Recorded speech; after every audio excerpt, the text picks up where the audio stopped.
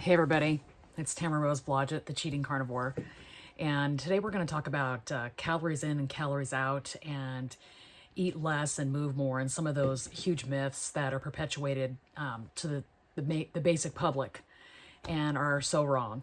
Please subscribe and like this video and share it with others if you feel it has merit and you're learning something, because this is all about conveyance of information for people.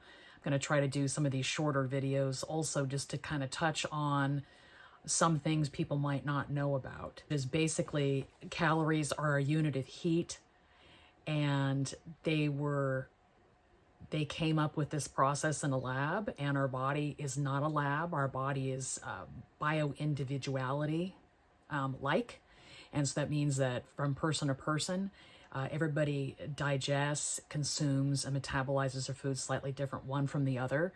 And a calorie unit is not a very good measure of what we can have to eat. I know this personally. This is anecdotal, but I know it personally because I've experimented with it extensively. In fact, last week, for instance, I had, and you'll see that on my thumbnail today, that's just a sampling of a macro from one day.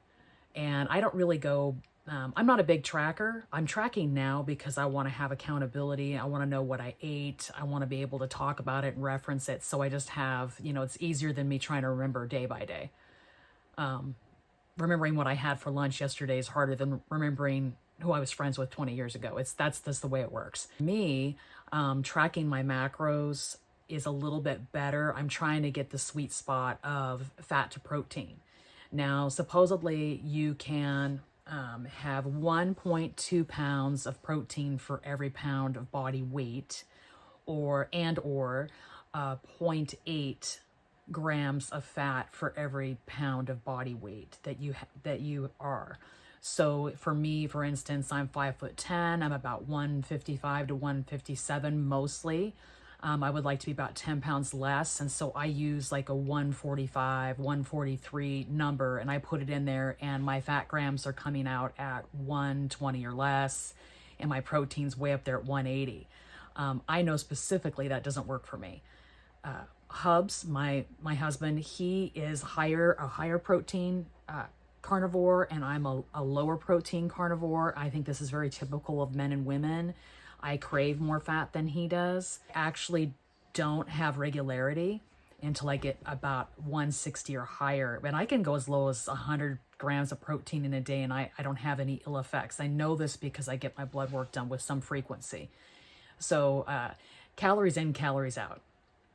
I have done best on the carnivore diet when I've had high fat and have done the least amount of working out. It just seems to allow for my body to heal. And once your body heals, you naturally, intellectually, and emotionally want to move more because you feel more well. And I'll talk about that a little bit more in my next video. But I'm going to talk about better sleep, less menopausal symptoms, libido, cravings. I'm going to go into all that stuff, and everybody's experience is different, but there's not a lot of girls out there that are 50 plus talking about our unique challenges as females above this age. But we're all human beings, and I think all of us can benefit. It's very interesting that some of the benefits I've had, Hubs hasn't had, and some that he's had, I haven't had. But we've benefited regardless, and so that's something I want to talk about. You really should be looking at, if it matters, is fat and protein and how much you're consuming there. It's just nice to have a baseline and know.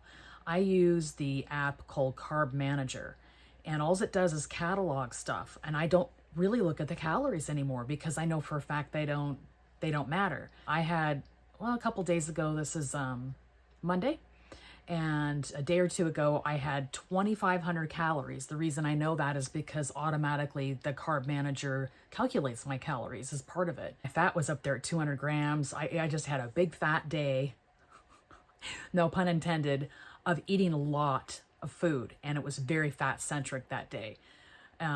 So I didn't gain any weight. I had 2,500 calories plus, and then I had most of those calories, I think it was like 84% or something that day, was in fat. I just run better that way. But I don't know how quickly I'll lose weight. Now, having said all that, I am on the precipice of giving up dairy. I'm using the last little bit of dairy that I have here available, my canned Ready Whip, sugar-free. I'm trying to get rid of false sugars. I'm trying to get rid of dairy. I had some luck about a year and a half ago doing the steak challenge, which was just me being carnivore and deciding to give everything up except for beef. And I did that, and I did lose weight, and I wasn't hungry, and I didn't fast, and I ate a couple times a day. And I had, plain coffee with no cream and stuff in it. But otherwise, I stuck to the straight and narrow there, and I did real well. And I'm wanting to replicate that success. But I would like to do it a little bit more broadly. Get rid of the dairy, get rid of the false sugars, and then maybe do pork, eggs, beef, kind of a combination of things, but no dairy, no cheese. And just see kind of how much I can have to eat and be satisfied. Because really this is about goal of health and losing or maintaining weight without having to starve or exercise.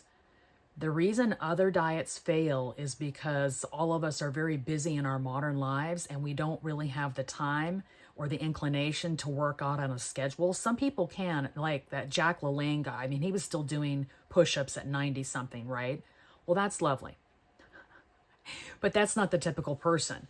I just knew there was a better way. I knew there was a better way to be able to live my life as a human being and be liberated by the thought process of food, be liberated from the daily grind of exercise that I had done for 30 years. Because that's what I did. I worked out every day except maybe one day a week from about age 16 to age 46 or so. And then I just got to a point where I was fed up with it. And now I'm just walking, 5 or 6 days a week for an hour at a time. I do my lives for Clapper, expedite things, dual purpose type of stuff. But I want to get outside and have fresh air and some sunlight and just make my body go into motion. It should be. So I'm doing that. But I know that people can lose weight if they eat the right way. If you're having to work out to maintain your weight or to be thin, you're eating the wrong foods. And I know this for a fact. Follow me, subscribe to my channel, and see how I'm doing it, and then recognize that it would be possible for you as well. It doesn't matter how much overweight you are, what your health problems are. I have seen carnivore, this way of eating, work miracles. It's simple. It can be inexpensive if you're careful about where you buy your stuff and when. Takes a little bit of planning, but it's not impossible. And it's a way of life I can't advocate enough. And it definitely isn't calories in, calories out. It's definitely not move more, eat less. That does not work. It does not work sustainability-wise forever. Plus, why would you want to be engaged mentally with that all the time? You should be able to just get up, go about your day, get hungry, fix something, go back to what you were doing, and then not eat again until you're actually hungry. And that's another thing. I'm going to talk about hunger signals and stuff like that in a future video, because I have found that to be the biggest challenge, is just knowing when I'm actually hungry and not eating when I think it's time to eat, and then recognizing hunger from not. I've done a lot of fasting in my time, and I'm kind of tired of it. Unless it's a natural fast, I don't want to do it anymore. And when I did that steak challenge that was so successful a year and a half ago, where I just ate just beef and nothing else, but beef and bacon grease and stuff like that, pretty solid, simple thing, I lost 5 pounds in 32 days without even trying. So I'd like to revisit what I did back then and just see how it works this time. But I would like to broaden it to some of the other food groups, because we did get a half cow and we got a whole pig from a local rancher, and it's been quite good. And I would like to try to still continue to eat pork belly and eggs and stuff like that. So I'm just trying to eat to appetite right now and seeing kind of where it gets me. But as soon as I'm done with my canned cream in the next day or two, we'll kind of start from ground zero there. But I have been very clean eating now for about 3 weeks. I did one little cheat, and I'm trying to stop cheating. Like every day I'm telling myself, today I'm not going to cheat. And so today I haven't cheated. Anyway, please subscribe. And if you like tinfoil crown suppositions, please follow me on Rumble. And if you like outfits of the day and daily life snippets and things of that nature, follow me on Clapper, which is a TikTok alternative, which is getting very popular now because TikTok is becoming something different that we don't want. And Instagram and Facebook are starting to want influencers and people of note paying to be verified and paying to have their videos shown. So I got out of there a couple of years ago when I saw the handwriting on the wall, and I'd rather just have this platform and Rumble and Clapper for the different pursuits and passions that I have. Please subscribe to me on Rumble and also follow me on Clapper. And thank you so much for watching. And please like this video and subscribe if you dig my content. Thank you.